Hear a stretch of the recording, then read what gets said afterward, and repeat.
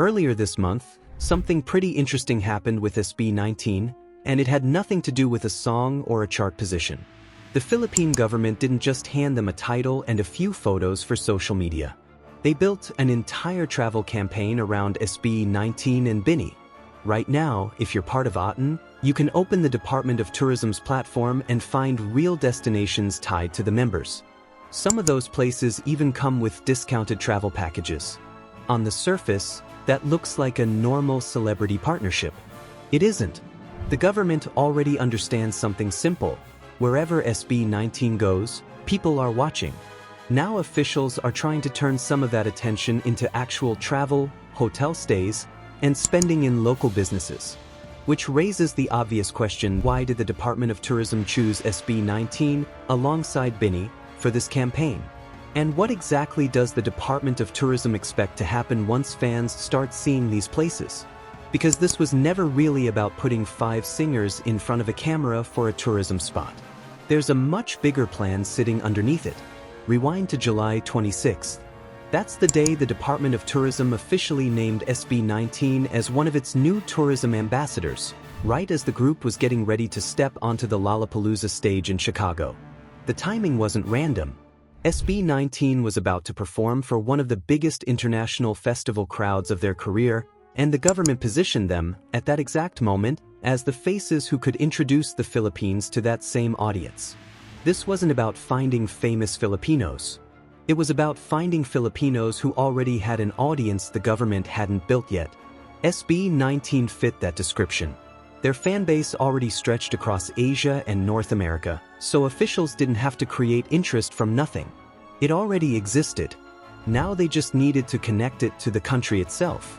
The Department of Tourism described the partnership as a way to use Filipino talent with global reach to promote local destinations, culture, and hospitality.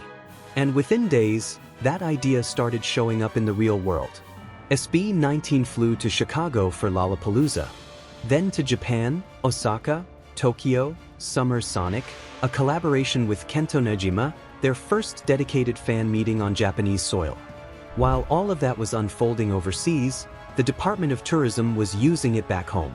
For the Lollapalooza set, the department organized public watch parties across the country: Manila, Cebu, Davao, Bacolod, Puerto Princesa, Tagbilaran, Butuan, Cagayan de Oro. A performance happening thousands of kilometers away in Chicago became something Filipinos across the country could experience together, city by city.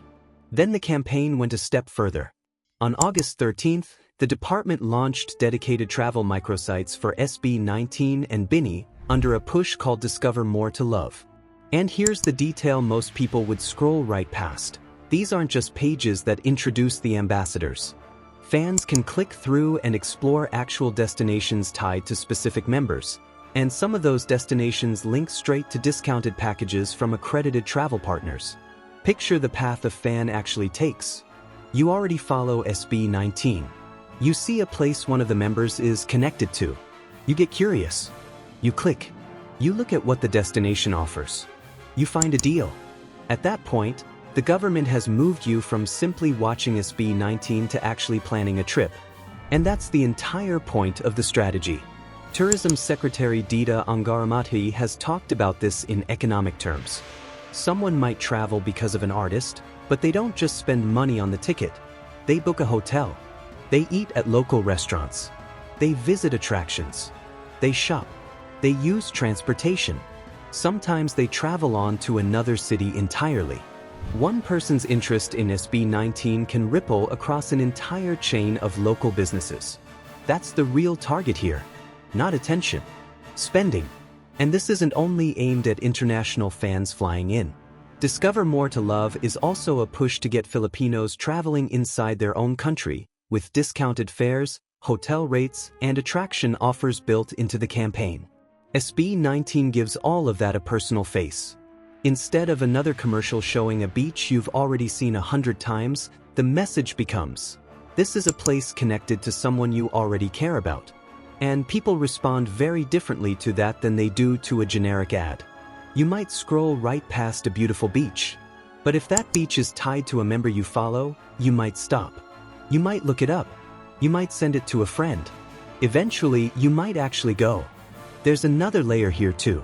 SB19's growing international footprint, Lollapalooza in front of an American festival crowd, Summer Sonic in front of Japanese audiences, puts the Philippines in front of people a traditional tourism ad might never reach.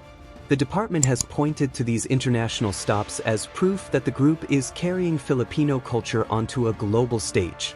Someone discovers SB19 through a song. Then they hear Filipino being spoken. They notice the flag.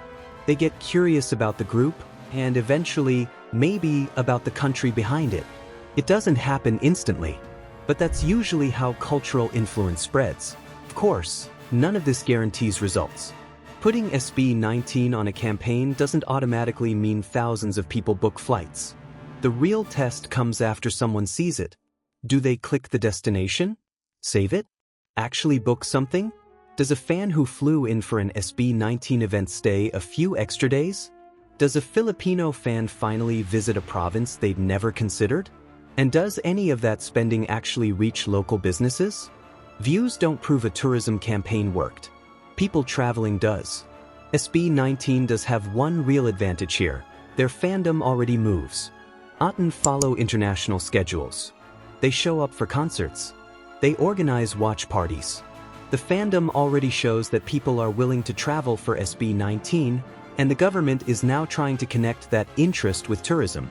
The only open question is whether tourism can be folded into it. Imagine someone flying to Manila for SB19, then noticing another destination tied to a member and deciding to stay an extra day.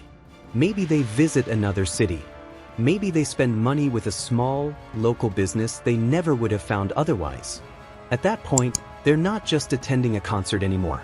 They've become part of the tourism economy the department is trying to build.